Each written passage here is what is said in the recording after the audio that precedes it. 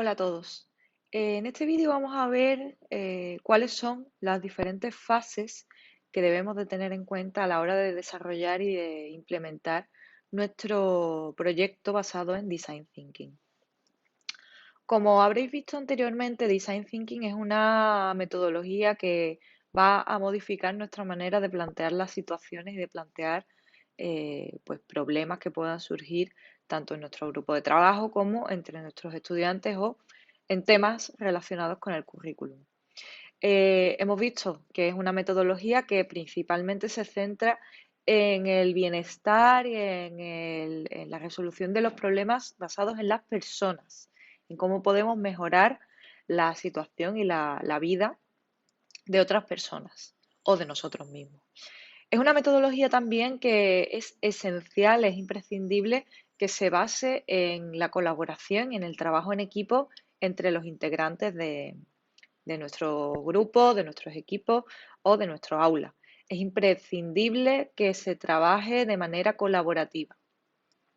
Y en tercer lugar, es una metodología en la que el fallo no solamente está permitido, sino que es obligatorio. ¿Por qué? Porque cuando trabajamos con Design Thinking vamos a contemplar una multitud de posibles soluciones ante un problema que pueden ser, pues pueden ser correctas o pueden pues, no funcionar en nuestro entorno, en nuestro contexto. Por tanto, vamos a tener una mente abierta en la que los problemas van a tener múltiples soluciones y que equivocarse, pues está permitido y de hecho es recomendable equivocarse. Bien,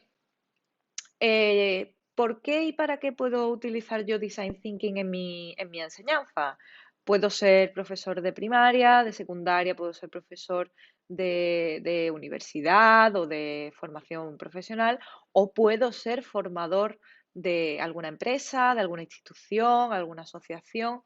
Design Thinking es una metodología que puede aplicarse a cualquier entorno de trabajo. No imprescindiblemente tiene que ser el entorno educativo formal.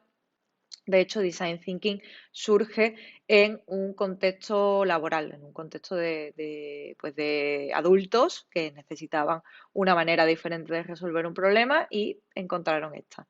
Pero, ¿cómo puedo yo aplicarlo en el caso de que pues, sea profesor o formador? Bien, imaginemos, por ejemplo, que yo soy profesor de universidad y veo que mis alumnos no están motivados por asistir a clases, que cuando vienen apáticos. Yo puedo desarrollar mi propio proceso de design thinking para intentar aportar soluciones creativas a el problema de cómo podría yo motivar a mis alumnos para que aprendieran matemáticas o para que quisieran aprender matemáticas. Como vemos, el design thinking siempre tiene que partir de un problema o de un conflicto, si no, no hay ningún proceso. Este proceso también puedo desarrollarlo con mi equipo de trabajo. Yo puedo reunir a mis compañeros y decir, oye, pues tenemos un grupo de estudiantes que no están motivados, vamos a intentar aportar alguna idea o alguna solución. Podemos también aplicar a Design Thinking al desarrollo o a la modificación de espacios. De hecho, en la arquitectura hay muchas empresas que ya están intentando, bueno, ya están desarrollando sus proyectos de construcción a través de Design Thinking porque ayuda a que el equipo de trabajo aporte ideas más creativas. Aplicado a la enseñanza, ¿cómo podría yo rediseñar mi aula? Pues para aplicar metodologías diferentes, como podría ser el aprendizaje basado en gamificación o el aprendizaje basado en problemas, también podría aplicarlo. También puedo enfocar mi design thinking al contexto y al entorno cercano de mi institución. Si yo tengo un problema, pues cómo puedo yo implicar a los padres y a madres de mis estudiantes o cómo puedo responder a la multiculturalidad de mi centro. Estos son problemas intrínsecos de la institución que requerirá por parte de todos los miembros de la misma, pues aportar soluciones o aportar ideas creativas. Bien, estos son algunos de los entornos o de los contextos en los que yo podría aplicar Design Thinking. Hemos dicho que Design Thinking se basa en principalmente 4 fases importantes. En otras ocasiones hay 5, pero nosotros nos vamos a centrar en las primeras 4. Se ordenan en función de cómo va a ir el proceso de trabajo de los estudiantes. Primero, descubrimiento, darme cuenta de que tengo un problema y pensar, reflexionar cómo lo puedo abordar. Segunda fase, ideación. Yo ya que sé cuál es el problema que tengo y ya sé cuáles son las causas, las consecuencias, cuáles son algunos de los elementos importantes, ¿cómo podemos empezar a aportar ideas para resolver este problema? La tercera de las fases, que suele ser la más divertida y la más duradera, es la experimentación o prototipación. En este caso, pues si yo ya tengo soluciones o ideas, voy a hacerla realidad, voy a hacerla material y voy a ver de qué manera podrían funcionarme o no, porque para eso nos sirve la cuarta de las fases, la evolución o el testeo, que sirve para comprobar si el prototipo o el producto que yo he diseñado en la fase 3 sirve o no sirve. Bien, ¿cómo vamos a ir haciendo cada una de las fases? Como hemos dicho, vamos a intentar contextualizar el design thinking en un problema que es que una alimentación desequilibrada conduce al sobrepeso. Eso es un problema que la mayoría de la población conoce, pero tenemos que saber también cuáles son las posibles soluciones y cómo podemos luchar contra este problema. Bien, la primera de las fases, imaginar que yo llego a mi clase, a mi aula y planteo a mis estudiantes este problema. Hemos dicho en otros momentos que el design thinking se conjuga muy bien con el aprendizaje basado en problemas o el aprendizaje basado en casos. ¿Por qué? Pues porque ambas metodologías parten de un problema, de un conflicto que tenemos que solucionar. Bien, en la primera fase, yo llevo este problema a mi aula o mis alumnos se dan cuenta de que este es un problema y en la siguiente clase pues vamos a abordarlo. Lo primero de todo es definir nuestro problema, es decir, desengranarlo, desglosarlo, conocer cuáles son las causas, las consecuencias, a quién afecta, de qué modo les afecta. Y para ello vamos a hacernos diferentes preguntas o vamos a plantear a nuestros estudiantes diferentes preguntas. La primera de todas, ¿qué sabemos sobre este problema? Sabemos que, pues, una afirmación, una alimentación desequilibrada va a conducir al sobrepeso. También es importante saber qué no conocemos sobre este problema. Pues para intentar abordar este conflicto de una manera más cercana, vamos a aplicarlo a los estudiantes de nuestra aula o del colegio o de la universidad. Pensemos este problema de una manera global. ¿Qué no sabemos? No sabemos cómo se alimentan los estudiantes o nuestros compañeros en sus casas. Lo importante de esta fase es formular afirmaciones o formular preguntas, mejor dicho, sobre este problema. ¿Cómo podríamos, en este caso, cómo podríamos conocer o qué podemos hacer para conocer qué tipo de alimentación tienen los alumnos en casa? Bien, para conocer este problema, para conocer estas causas, mis alumnos, por ejemplo, podrán diseñar un formulario que van a compartir con sus familias o con sus compañeros, podrán hacer entrevistas a los compañeros en el recreo, podrán hacer preguntas o entrevistas también a los padres. Es decir, esta fase es en la que yo voy a tener que recabar toda la información. Imaginemos que estamos hablando de otro problema relacionado con el medio ambiente. Los alumnos podrán buscar esa información y documentarse a través de artículos de prensa, noticias, vídeos que yo les ponga sobre pues, algún documental sobre National Geographic.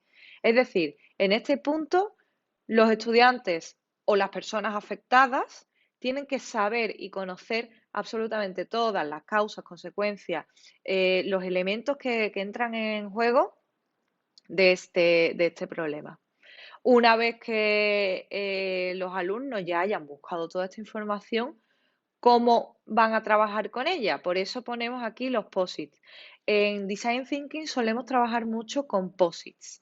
Es decir, si yo ya he recabado toda la información que necesito, voy a ir escribiendo en cada uno de los posits en forma de afirmación cada uno de los elementos que yo conozco. Por ejemplo, el consumo de bebidas azucaradas afecta al sobrepeso. Y esto lo pongo en un post-it y lo pego en la pared. ¿Por qué pegarlo en la pared? Esto ayuda al equipo, a la clase o a todas las personas que estén solucionando un problema en Design Thinking a, de un simple vistazo, conocer cuáles son los elementos con los que estamos jugando. Habrá tantos posits como afirmaciones o como información yo conozca. Una vez más, el error está permitido. Si nosotros vemos un post-it, nosotros como profesores vemos un post-it en el que dice que las bebidas que están edulcoradas no apoyan el sobrepeso y yo no estoy de acuerdo con esa afirmación, yo tengo que dejar ese post-it. Yo no puedo ir en contra de la afirmación de un estudiante o de un trabajador. Es decir, el error que nosotros entendemos como error no existe aquí. Bien, imaginemos, ya tenemos una pared entera llena de posits con todas las afirmaciones y con todo lo que ya conocemos sobre este problema. Este problema en nuestro caso ha sido el sobrepeso, pero imaginemos que estamos en una institución o en una empresa y tenemos un problema relacionado con la distribución de mesas. Hay gente que opina que deberían de sentarse pues 2 personas en cada mesa y otras personas que opinan que cada uno debería de tener su propia mesa. Estos son problemas que surgen en las organizaciones y que normalmente se dejan aparcados, pero si todos apoyamos este proceso de design thinking, probablemente surgirán ideas que nadie se había planteado desde un inicio y que pueden beneficiar a todos. Bien, una vez que ya sabemos y hemos descubierto todo lo que sabemos sobre este problema, llegamos a la fase 2, que es la fase de ideación. Vamos a aportar ideas para resolver nuestro problema. Es decir, yo ya sé qué causas tiene el sobrepeso, qué consecuencias tiene, por qué surge, cuándo surge, a quién afecta más y a quién afecta menos. Y en esta fase vamos a idear soluciones que nos ayuden a resolver este problema de sobrepeso o el de las mesas que comentaba anteriormente. Una vez más nos planteamos preguntas entre todos. ¿Qué podemos hacer para enfrentar nuestro problema?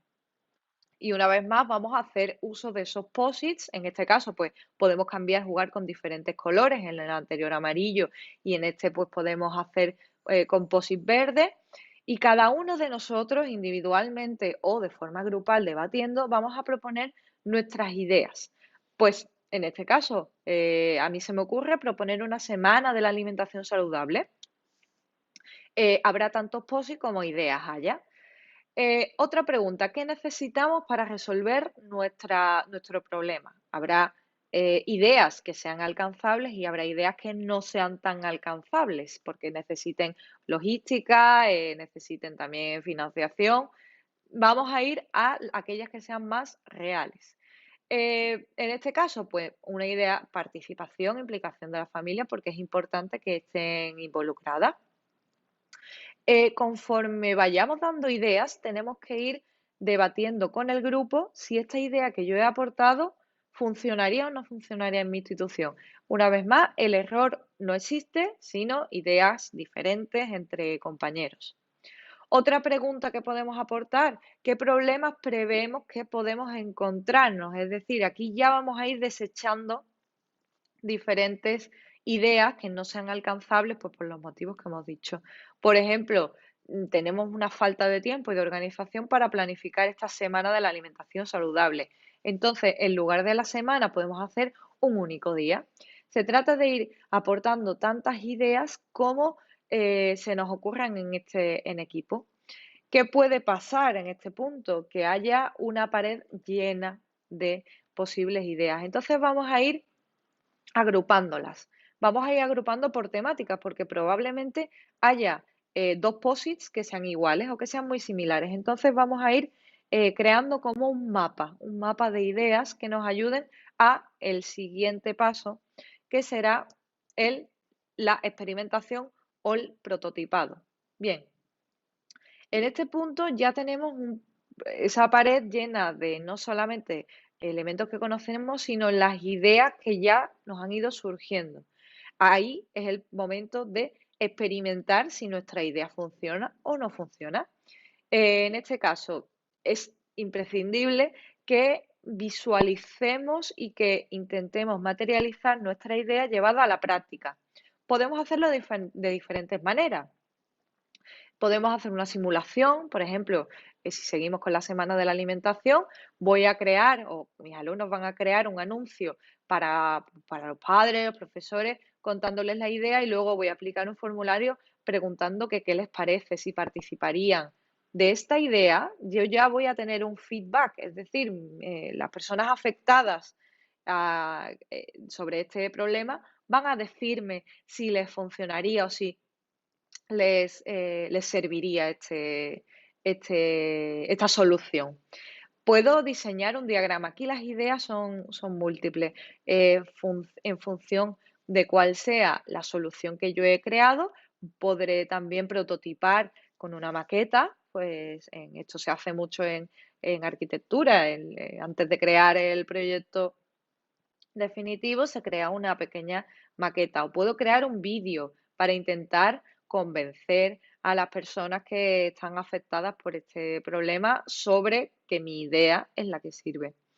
En esta fase sí que es verdad que habrá decepciones porque habrá personas que hayan luchado por su idea y su público o las personas a las que han consultado pues no hayan respondido satisfactoriamente, bueno, tendrán que cambiar de opinión. Esto es un proceso de iteración, se denomina. Iteración significa pues avanzar, avanzar, avanzar y si yo veo que en un punto me he estancado, que tengo que volver hacia atrás, voy a hacerlo para reformular mi idea. Bien, y llegamos a la cuarta de las fases de Design Thinking, la evolución. Yo ya he preguntado a mi público, pero tengo que llegar a un consenso con mi equipo de trabajo.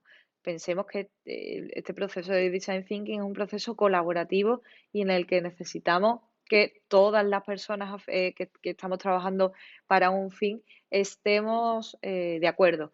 Vamos a preguntar a los demás qué opinan sobre nuestra idea, vamos a ver si podrían añadir algo diferente a la idea definitiva. Vamos a hacer un último resumen de este proceso. Es una de las fases que es exclusiva de Design Thinking en educación, porque en Design Thinking en empresa o en marketing, por ejemplo, termina este proceso en el testeo y la implementación del producto. Pero en educación es importante obtener ese feedback y llegar a un punto final en el que tanto los alumnos como el docente reflexionen sobre el problema, reflexionen sobre la idea y reflexionen sobre si el trabajo que han desarrollado en equipo es válido, es aplicable, funcionaría, no funcionaría, qué problemas surgirían en un futuro. Es decir, seguir planteándonos preguntas que nos ayuden a fomentar ese espíritu crítico y de resolución de problemas en nuestros estudiantes. Como hemos visto, Design Thinking es una metodología multifuncional, es decir, puede aplicarse a cualquier sector, puede aplicarse en cualquier entorno, puede aplicarse incluso en nuestra propia casa. Imaginaros que tenemos un problema en nuestra propia casa y los miembros de la familia se reúnen para intentar de una manera democrática y de una manera colaborativa aportar una solución que esté conforme todos los miembros de la familia. Es una metodología que exige un cambio de pensamiento, un cambio de mentalidad, pero que funciona muy bien en aquellas aulas en las que se quiera fomentar esos debates, esa colaboración entre los estudiantes. Sobre todo también que se aplique junto con el aprendizaje basado en problemas y en casos. Os animo a que la utilicéis, os animo a que empecéis a testear cómo funcionaría esta metodología en vuestro equipo de trabajo y en vuestra aula convencional, porque sin duda vais a obtener una respuesta por parte de los miembros del equipo, de miembros de la clase, muy, muy satisfactoria y en la que vais a ver que se van a implicar mucho más que si hiciéramos las cosas de una manera diferente.